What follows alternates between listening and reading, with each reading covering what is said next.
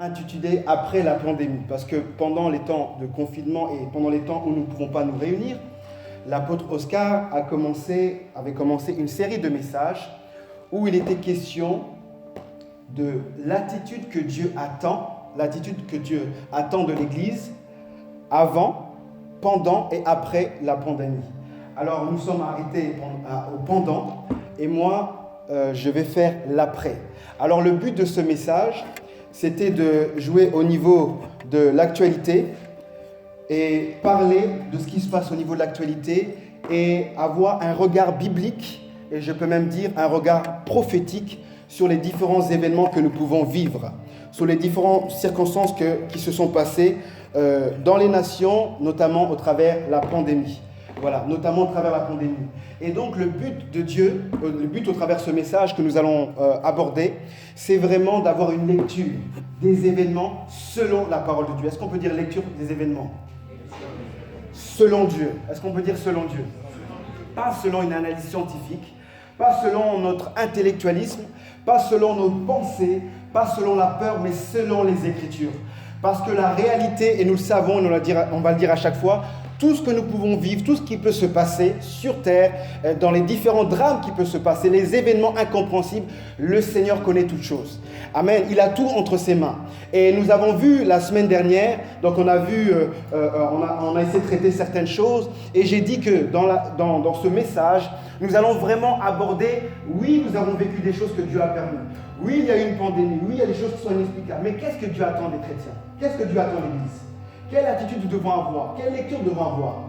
Certains vont me dire que ce thème ne touche pas vraiment notre actualité individuelle. Certains vont me dire que ce thème ne touche pas vraiment les choses classiques que nous avons besoin d'entendre, les épreuves, notre vie de foi, mais j'aimerais dire que même si d'une manière peut-être générale, des choses que nous allons aborder, ces éléments ne viennent pas toucher notre monde intérieur, il vient nous éclairer sur l'attitude que nous devons avoir. En fait, ce que nous abordons peut avoir, si nous ne le comprenons pas, peut avoir de l'influence de notre manière de vivre, de fonctionner dans notre vie chrétienne. Amen.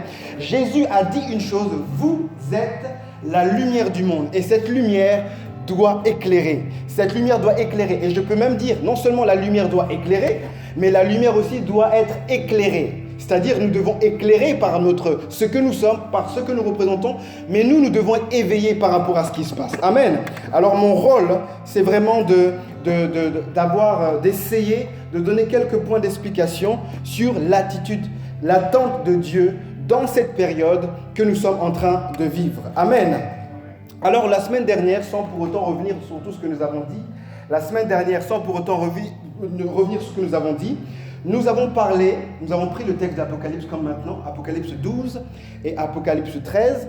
Alors l'Apocalypse, c'est un livre où il y a beaucoup d'images, beaucoup d'analogies, beaucoup de choses d'une manière prophétique. Et nous avons essayé de parler de l'Église et son environnement. Est-ce qu'on peut dire l'Église et son environnement ? Est-ce que tu peux dire encore l'Église et son environnement ? Alors dans l'Apocalypse que nous avons lu, ce texte ne concerne pas la période auquel nous sommes. Mais ce texte nous permet de comprendre certains éléments que nous pouvons vivre actuellement. Alors, dans l'Apocalypse chapitre 12, on nous parle de l'image d'une femme, on nous parle de l'image d'un dragon, et on nous parle d'un enfant qui est issu de l'accouchement de cette femme. La semaine dernière, nous avons dit une chose. En tant qu'Église, nous devons être éclairés. Nous avons dit que l'image de la femme, c'est l'image d'Israël. Quand l'image de l'enfant, c'est l'image de Christ ou c'est l'image de l'Église. Et l'image du dragon, c'est l'image de l'influence spirituelle qu'il peut avoir dans notre vie et dans les nations. Nous avons essayé d'expliquer qu'il y a certaines choses que nous devons comprendre parce qu'elles vont dans l'accomplissement des prophéties bibliques. Elles vont dans l'accomplissement des choses que Dieu permet. Cette pandémie, c'est une situation que Dieu permet. Vous savez, il y a eu plusieurs pandémies et souvent, dans cette période où il y a des guerres ou des choses que nous ne comprenons pas, les chrétiens qui vivent dans cette époque, souvent ont cru que Jésus-Christ allait revenir et c'était, comme on dit, la fin du monde. Mais voilà, quand il y a des périodes sombres, c'est là que nous avons besoin d'être éclairés, c'est là que nous avons besoin de comprendre les attentes de Dieu. Et nous avons essayé d'expliquer la semaine dernière qu'on a essayé de dire qu'il y a on a rappelé certains points, qu'il y a plusieurs raisons pour lesquelles Dieu permet des situations dramatiques, des situations que nous n'allons pas comprendre. On a dit une chose, et je ne vais pas forcément tout citer, Mais on dit que Dieu permet des choses par sa souveraineté. C'est-à-dire, la souveraineté de Dieu, ça signifie qu'il fait ce qu'il veut, quand il veut, parce qu'il a un programme à réaliser. Dans l'agenda du ciel, il a un programme à réaliser pour ta vie. C'est pour ça qu'il permet des épreuves, c'est pour ça qu'il permet des choses que tu ne comprends pas. Et Dieu aussi a un agenda. Dieu a un agenda dans ce qu'il veut accomplir sur la terre. L'une des choses que Dieu veut accomplir sur la terre, c'est retrouver un peuple. C'est retrouver un peuple qui le suit. C'est retrouver des hommes et des femmes qui vont être orientés vers lui. C'est retrouver des hommes et des femmes qui vont comprendre la raison de leur existence sur cette terre. La raison de leur existence sur cette terre n'est pas seulement d'avoir des voitures, du matériel, une famille, non. Il y a une raison beaucoup plus importante, beaucoup plus noble. Je dis souvent aux personnes qui sont incroyantes, je dis, mais si ta vie se limite qu'à te lever, te marier, avoir une famille, avoir un travail et mourir, il y a un manque dans ta vie, même si tu peux accomplir certaines choses. Parce que la vie de l'homme prend son sens dans sa connexion avec son Créateur. Alors Dieu prend des situations et suscite des situations justement pour connecter l'homme avec Dieu. Pour connecter l'homme avec Dieu et l'amener tout simplement à réaliser les choses selon sa pensée et selon son programme. On a dit aussi que Dieu aussi permet des situations dramatiques et des événements incompréhensibles tout simplement parce que l'homme fait des choix de rejet, des choix qui l'amènent à se retrouver dans certaines situations. Souvent, quand on se retrouve dans des difficultés, on dit où est Dieu? Mais la réalité, c'est que nous avons fait des mauvais choix. Et on se retrouve dans des situations compliquées. Et dans cette période, souvent, des personnes disaient, mais où est votre Dieu? Ah, vous qui, voilà, où est votre Dieu? Non, tu l'as rejeté et maintenant tu lui demandes qu'il fasse quelque chose pour toi. Donc il y a beaucoup de choses, en fait, pour les raisons pour lesquelles Dieu permet certains drames. Mais nous devons avoir une lecture. Est-ce qu'on peut dire lecture? Et nous avons dit aussi que, sans pour autant rappeler tous les éléments, on a dit également que la problématique de l'Église, la problématique pour nous aujourd'hui, c'est de comprendre notre identité. Est-ce qu'on peut dire comprendre notre identité? De comprendre que nous sommes une Église, de comprendre qui nous sommes réellement, pourquoi nous sommes sur cette terre. Qu'est-ce que quand Dieu institue l'Église sur cette terre, elle institue pourquoi? Pourquoi tu es là? Pourquoi tu es croyant? Au-delà de ta foi personnelle, il y a quelque chose que les œuvres que tu produis ont une influence dans ton environnement, dans la société. On a dit le problème, c'est l'ignorance, c'est la méconnaissance des événements, la lecture des événements, mais également la méconnaissance de ce que Dieu attend de nous. Et nous avons parlé, on a essayé de donner plusieurs points. On a dit une chose, et je vais essayer d'aller dans le message rapidement. On a dit une chose que quand on parle de l'Église et de son environnement, il y a la prise en compte de l'environnement spirituel. Est-ce qu'on peut dire l'environnement spirituel? Est-ce qu'on peut dire l'environnement spirituel?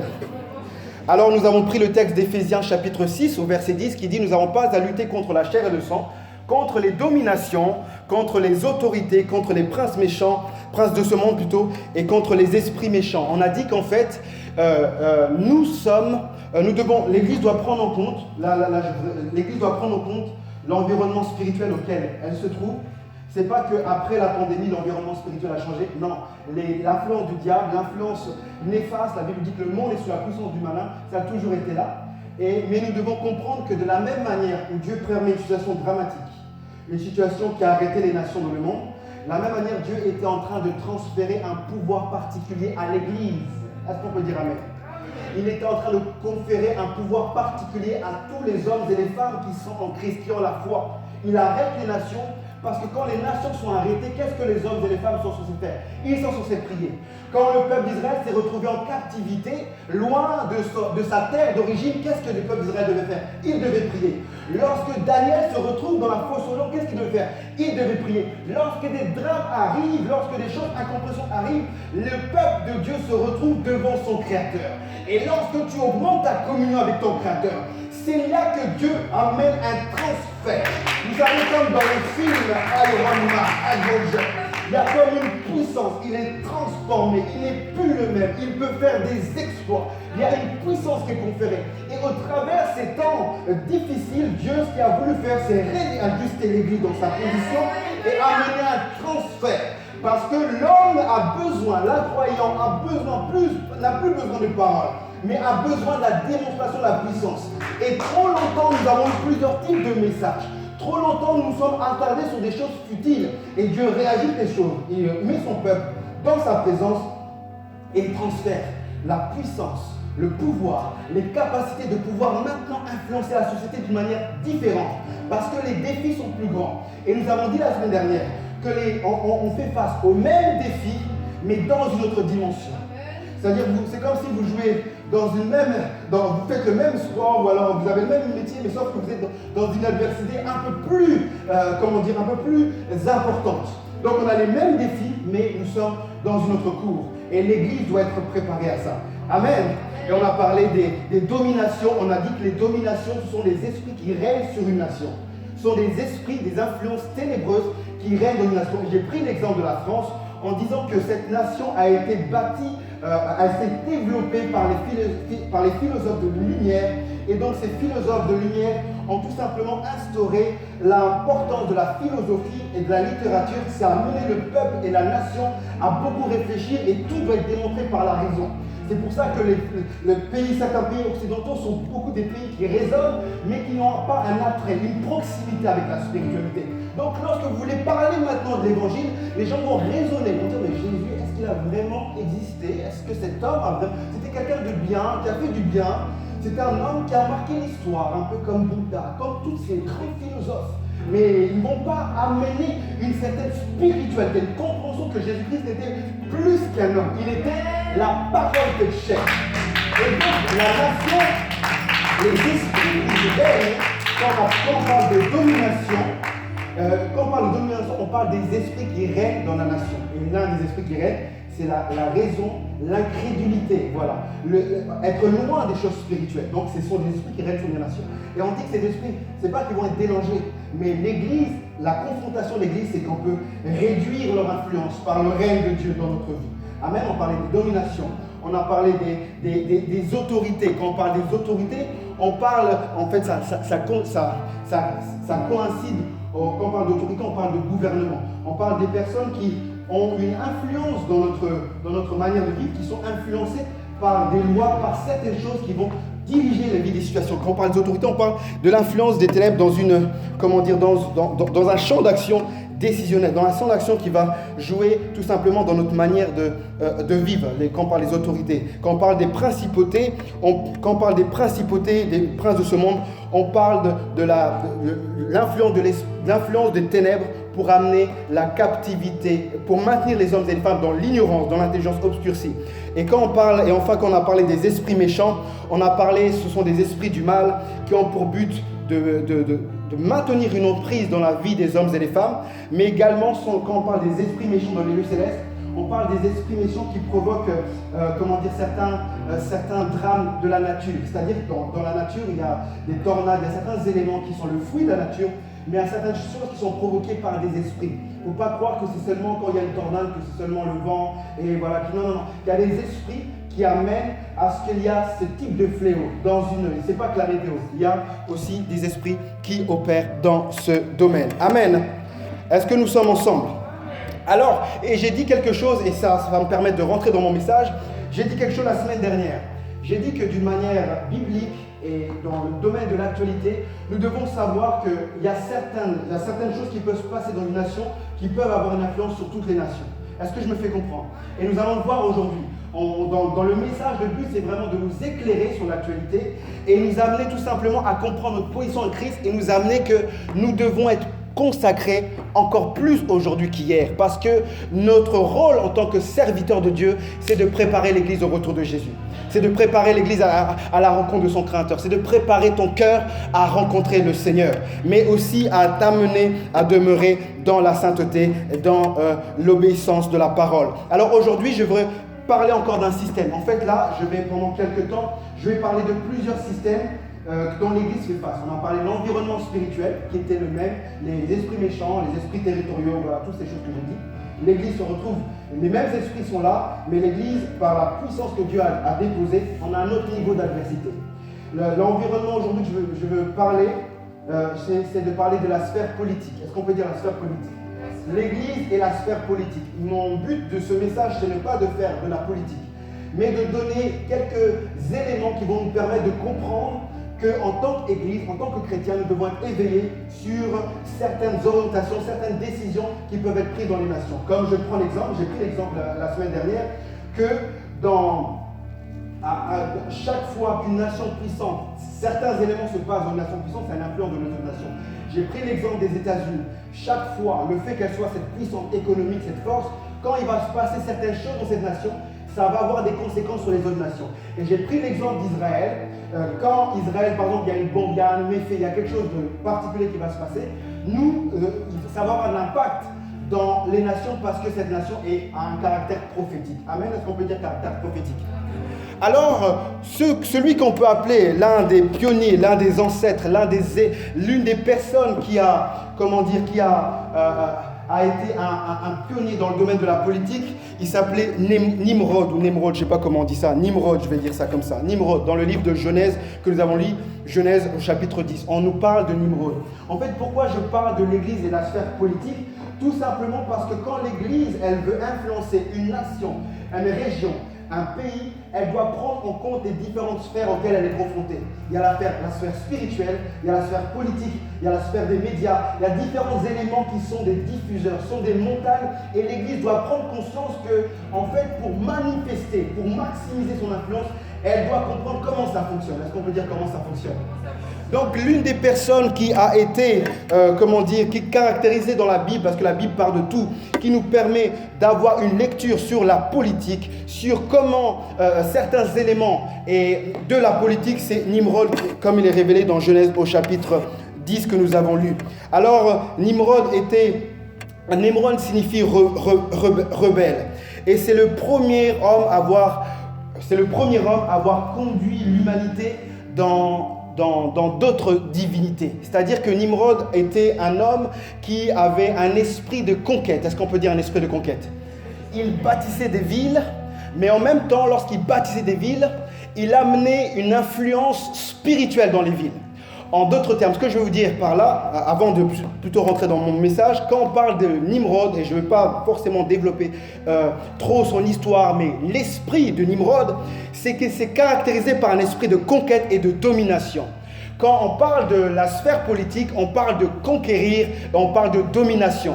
Parce que dans notre message, il y a une notion de roi, il y a une notion de territoire. Dans le message que nous sommes en train de prêcher, quand on parle d'Apocalypse, quand on parle de l'image avec une bête avec plusieurs têtes, c'est l'image tout simplement de l'influence politique, l'influence des rois, l'influence de ceux qui gouvernent, l'influence de ceux qui ont plusieurs territoires et comment les territoires se développent et peuvent avoir de l'influence sur nous en tant que croyants. Alors Nimrod est caractérisé par l'esprit de conquête et de domination. Alors pour donner un exemple et pour vous éclairer, et plus je vais avancer, et je crois que vous allez bien comprendre, pour vous éclairer, vous savez ce qu'on appelle le G7, les pays les plus puissants. En fait, dans l'histoire des pays et des nations, chaque fois qu'il y a des pays puissants, il y a toujours une guerre de conquête. Il y a toujours un pays qui veut dominer les autres. Il y a toujours un pays qui doit développer son économie, sa technologie pour dominer. C'est vrai que nous sommes dans une période où en fait le développement de la Chine a provoqué certains regards. Parce que chaque nation, en fonction des capacités, veut dominer, veut influencer.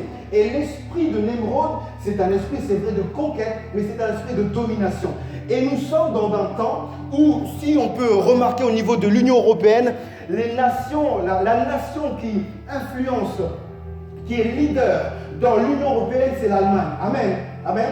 C'est l'Allemagne. Et en fait, les décisions que prenne l'Allemagne ont une influence sur les autres nations au niveau européen. Donc il y a une guerre entre l'Union européenne, l'Allemagne, la France et les États-Unis parce qu'il y a une guerre qui se livre. Et l'histoire a toujours été faite de guerre de territoire. Mais comment doit être l'Église par rapport à ça? Et encore quand on parle de Nimrod, et je vais vraiment avancer dans le message, quand on parle de Nimrod, on met en avant la place de la capacité humaine, la place de l'intelligence, la place de... En fait, l'esprit de Nimrod a pour but de supplanter Dieu, de supprimer Dieu dans la conscience des hommes et des femmes. Est-ce que je me fais comprendre? Nimrod voulait mettre en avant ses capacités. Nimrod voulait mettre en avant une autre spiritualité. Et cette force de pouvoir supprimer Dieu dans les pensées, dans les hommes, va amener de bâtir un édifice de Genèse chapitre 11 qu'on va appeler Tour de Babel. Est-ce qu'on peut dire Tour de Babel? La Tour de Babel était un édifice pour montrer encore la suprématie, la force de l'homme. Alors derrière la sphère politique, c'est vrai qu'il y a des bonnes choses. c'est vrai que la politique influence notre manière de vivre, mais derrière l'esprit politique, il y a toujours un esprit, dans un certain niveau bien sûr, dans un certain niveau, il y a toujours un esprit de domination, de conquête, mais de dire que c'est l'homme qui doit régler les problèmes de l'homme. Amen. Il n'y a pas de Dieu ici. C'est l'homme qui doit régler le problème de l'homme. Et ça, c'est révélé au travers de Nimrod. Et en fait, au travers de ça, nous voyons que la sphère politique a l'influence. Parce que quand les hommes et les femmes ne connaissent pas Dieu, sont loin de Dieu, l'espoir qu'ils vont avoir ne va pas se diriger vers la spiritualité, mais vont se diriger vers ceux qui gouvernent. Est-ce que je me fais comprendre? Ils vont se diriger vers eux.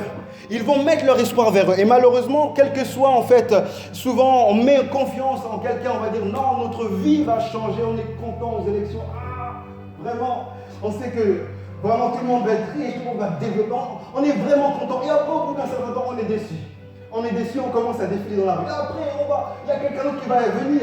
On va en fait se diriger vers lui, on va être content. En fait, on est déçu parce que la constance de l'homme se dirige vers l'homme.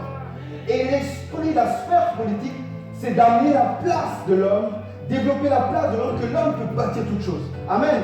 Mais Genèse 11 nous révèle que même si l'homme fait des projets, même si l'homme est intelligent, il y en a un qui est supérieur, qui est supérieur, qui est vraiment au-dessus de tout en fait. Il peut décider toute chose. Même si l'homme a ses capacités intellectuelles, il suffit juste d'un virus et compagnie, les nations sont bloquées, on ne peut plus bouger. Parce qu'il y a une autorité, il y a quelque chose qui est au-dessus de la capacité humaine. Et Dieu a montré ça à l'époque de Nimrod. Amen. C'est que l'homme, bien qu'intelligent, bien que fort, à lui tout seul, il y a Dieu qui est au-dessus de toutes choses. Et l'esprit de Nimrod nous montre que lorsque en fait, cet esprit marque l'influence de la politique dans les temps modernes. Amen. Amen. Et la politique, nous voyons aussi pourquoi après la pandémie joue un rôle important, c'est parce que le pouvoir, dans chaque crise, ceux qui ont fait l'histoire, que ce soit les guerres, que ce soit les différentes choses qui sont passées, chaque fois qu'il y a une crise dans les nations, dans une nation, alors ça amène tout simplement le pouvoir, ça renforce le pouvoir de ceux qui gouvernent. Toujours, à un moment donné. Et si je peux prendre encore l'influence, et ce que j'ai dit la semaine dernière, je le redis ici, et vous allez comprendre pourquoi, que quand nous parlons du monstre, les gens vont faire des rêves bizarres, ils vont rêver d'un léopard avec plusieurs têtes. Quand dans l'Apocalypse on parle d'une bête avec plusieurs têtes, c'est l'image vraiment de l'union des nations, de ceux qui gouvernent dans les nations. Amen. C'est-à-dire aujourd'hui dans les différentes nations, quand il y a eu la pandémie, on a pris les mêmes décisions. Confinement là-bas, confinement ici. Geste barrière là-bas, geste barrière ici. On a eu les mêmes orientations, les mêmes décisions. Et ça, c'est l'image, en fait, que plus nous allons avancer, et vous allez comprendre pourquoi je dis ça, plus nous allons avancer, plus on va opérer dans ce que les gens ne comprennent pas. Il y a des gens qui rigolent sur ça, dans ce qu'on appelle le gouvernement mondial. Un seul gouvernement, une seule nation, plusieurs nations, les mêmes décisions vont être prises dans les nations. En fait, plus on va avancer, il n'y aura plus une histoire que de France ou de l'Allemagne. On va évoluer dans le même esprit. Voilà, il y aura plus de limitation entre guillemets de frontières parce que les nations vont être dirigées par le même esprit. Et cet esprit, nous allons parler, c'est pour préparer comme on voit dans Apocalypse chapitre 13, la venue de l'Antéchrist. Mais ça, c'est un autre sujet. Mais c'est pour vous dire que l'Église doit en fait être consciente de la sphère politique. Amen. Consciente de la sphère politique et l'influence qu'il peut avoir de la nation. Vous allez voir ce qui s'est passé, je le redis. Il y a certains événements, lorsque ça prend une dimension internationale, c'est pour préparer quelque chose. Des fois, ça part d'un but qui est noble, changer les lois, mais des fois, en fait, l'esprit qui est derrière, c'est d'amener quelque chose d'autre. Ce qui s'est passé avec George Floyd aux États-Unis a de l'influence dans la nation, mais a de l'influence dans les nations, parce que ça prépare quelque chose. Ça prépare un autre mouvement de guerre, ça prépare un autre mouvement de loi, parce que les pays vont devoir prendre en compte cet événement. Ils vont devoir prendre en compte, alors que ces choses arrivent malheureusement depuis des années. Mais à cause de l'ampleur, les dimensions qu'elles s'apprend, il y a des choses qui vont se passer dans les différentes nations. Amen. C'est une petite parenthèse. pour comprendre quel va être le rôle de l'Église par rapport à la sphère politique. Donc Nimrod, c'est vraiment le concept de l'influence de la politique, l'influence de la domination et de la conquête. La politique, l'esprit de conquête, c'est un esprit de conquête qui va de territoire en territoire. En fait, à l'époque, on a parlé des différents empereurs, mais en fait, on est dans ce même temps où les empereurs étaient caractérisés par les territoires qu'ils avaient. Chaque nation veut développer son territoire. Chaque nation veut agrandir son territoire par son influence. Mais cette influence est dirigée et influencée par un esprit. Alléluia. Par un esprit qui a pour but de préparer. Mais quel est le rôle de l'Église? Donc, nous voyons par la tour de Babel, lorsque le but était de supplanter Dieu dans l'esprit des gens, et plus nous allons avancer, le but est de supplanter Dieu dans la conscience des gens, surtout en Occident. Donc, que Dieu n'existe pas, que nous n'avons pas besoin de Dieu. Dieu laisse nous faire nos affaires en quelque sorte. Et c'est d'amener les hommes et les femmes dans le même langage. Est-ce qu'on peut dire le même langage? D'amener les hommes et les femmes dans le même langage. Vous savez, quand les hommes et les femmes ont un même langage, c'est là que ça devient très très dangereux. Parce qu'ils ont eu le même langage, la même vision, ils ont pu bâtir une tour. Et quand même dans l'église, vous avez un même langage, une même vision, vous êtes dangereux dans le monde spirituel. Quand en fait les jeunes se lèvent dans la société, ils ont le même langage, le gouvernement a peur. Lorsque les gens en fait ont un même langage, ils commencent à faire peur. Et le but en fait derrière la sphère, cette sphère et l'influence que je dis, c'est de développer un même langage au niveau des nations, de ceux qui gouvernent, mais développer un même langage au niveau des hommes et des femmes qui sont dans la nation, supplanter, faire oublier, amener les hommes et les femmes loin de toute forme de spiritualité. Alléluia. Est-ce que je me fais comprendre? Et ça, l'Église, nous devons prendre en compte que ces choses vont augmenter. Ces choses vont augmenter, ces choses vont évoluer. Et nous devons être prêts. Est-ce que tu peux dire « je dois être prêt » ? Je dois être prêt. Amen. Et en fait, il y a une guerre ouverte par rapport à la spiritualité. Alléluia. Nous avons fait les choses avec le groupe de travail pour permettre à ce qu'on puisse se réunir comme il faut, que la préfecture, s'il passe, elle voit qu'on respecte les règles. Parce que la réalité, c'est que avant même ces choses-là, il y avait déjà une guerre qui était là. Avant déjà ces choses-là, on avait la pensée de pouvoir avoir un contrôle en quelque sorte sur la spiritualité dans notre cher beau pays. Amen. Donc ces choses-là, nous devons être conscients de ces réalités. Ces choses vont augmenter, cet état d'esprit va augmenter. Est-ce que nous sommes ensemble? Alors, ce que j'aimerais nous dire, quelles conséquences que ça peut avoir? Quelles sont les conséquences que nous pouvons notifier par rapport à l'Église? Alors, il est écrit on va lire un texte, Josué, si vous le permettez, dans Josué. Est-ce que nous sommes ensemble? Bon, plus vous allez avancer, plus vous allez comprendre le sens de ce message. Amen. Donc, Josué au chapitre... Quel chapitre j'ai mis? Josué au chapitre... Excusez-moi, ça doit être chapitre 9.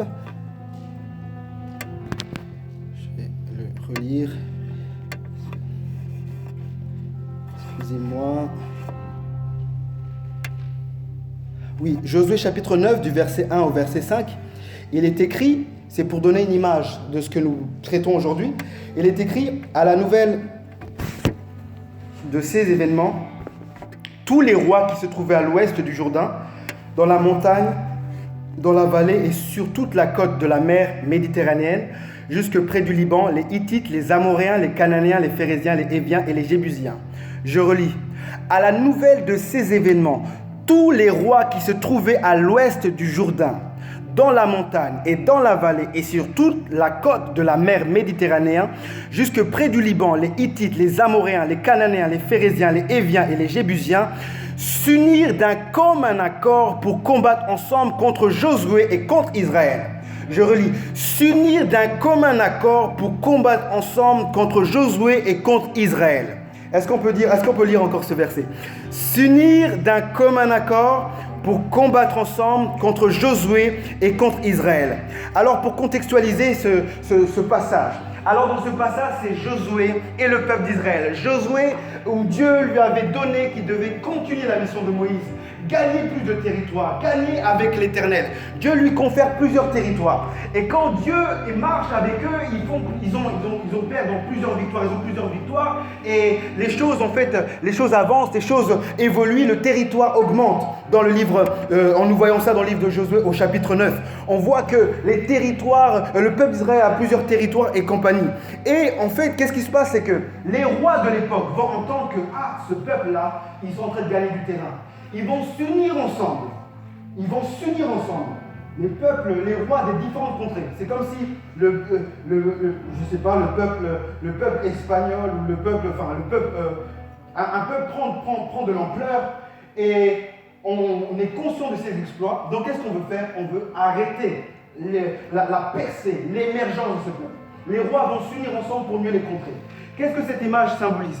Ça symbolise que plus en fait on va avancer, plus d'une manière spirituelle, l'Église corps de Christ, les hommes et les femmes qui ont reçu Jésus-Christ ont du poids, gagnent du terrain, manifestent la stature de Christ, gagnent des âmes, changent des nations et réduisent l'influence du terme dans des régions, dans des nations. Plus en fait l'Église devient puissante, plus en fait les rois de la terre, l'esprit qui influence les rois de la terre, l'esprit qui influence ceux qui gouvernent, vont avoir un but, c'est d'affaiblir la percée spirituellement. Par des lois, par des restrictions pour toucher. Premièrement, pour toucher son système de pensée. Est-ce qu'on peut dire système de pensée? Oui, pour amener à dire que, en fait, ce que vous faites, ce que vous êtes en train de produire, n'est pas, en fait, selon la modernité des choses. Non, il ne faut pas parler de certaines choses. Non, il ne faut pas faire telle ou telle chose. Toucher son système de pensée, l'influence, l'union des nations, l'union de ceux qui gouvernent, la sphère d'influence, la sphère de domination, spirituellement, aura pour but d'affaiblir l'Église, le corps de Christ. Est-ce qu'on peut dire affaiblir le corps de Christ? Affaiblir le corps de Christ. Affaiblir par son message. Vous devez prêcher un message. Votre vie est un message. Mais à cause de certaines décisions, votre poids se réduit. Amen. Votre poids se réduit. Et à l'époque, il y avait un roi qu'on appelait le roi Josias. Josias va venir dans une période. Où il y avait de ceux qui étaient des croyants, si on peut dire comme ça.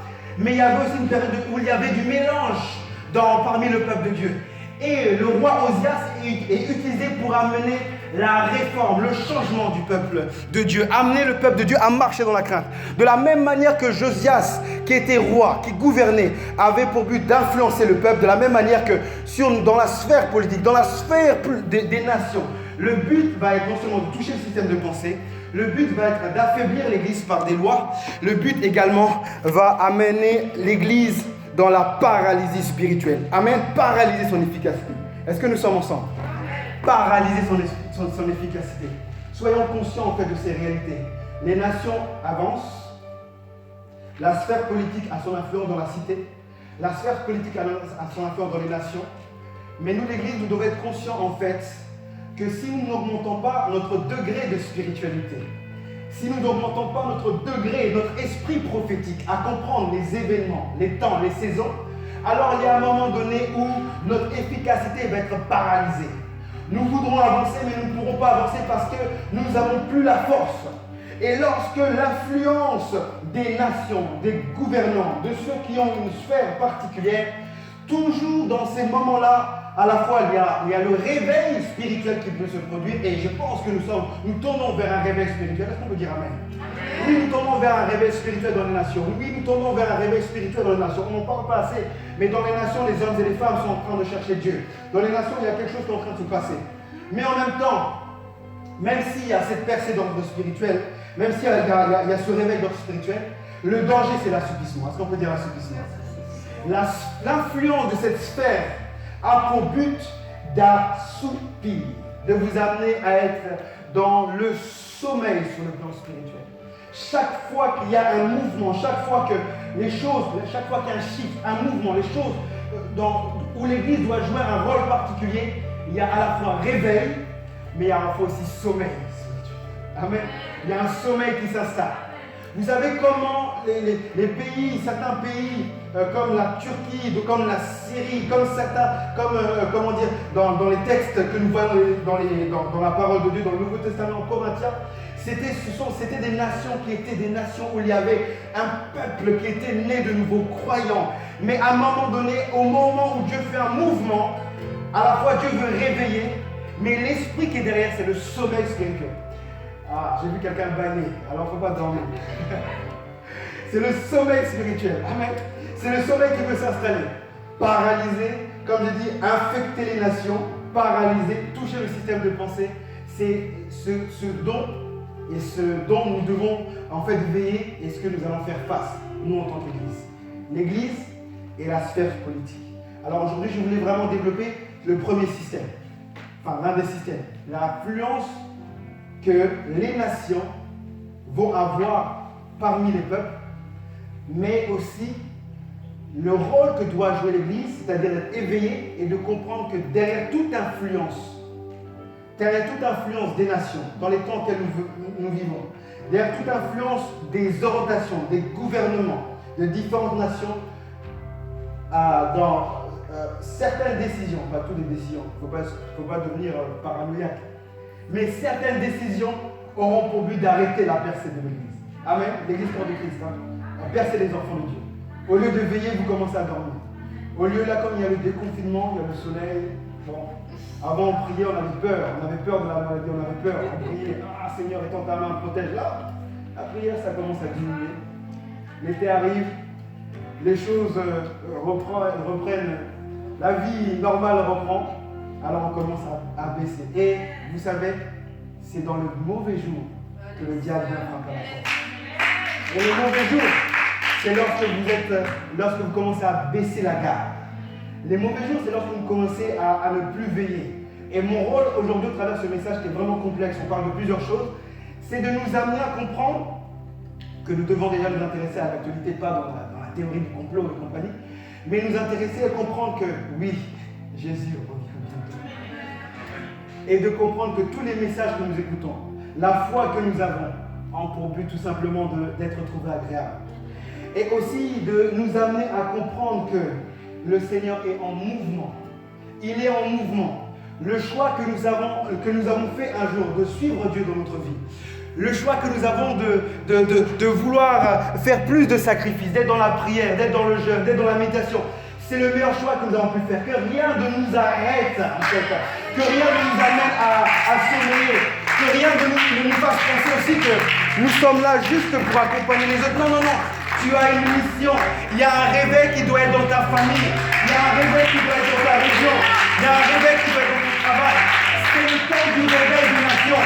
Parce que Dieu a permis cette période pour que les nations se réveillent, pour que tu puisses te révéler, pour que Christ puisse manifester. Et c'est l'image du dragon. Le dragon qui te poursuit, c'est l'influence des ténèbres qui est beaucoup plus forte.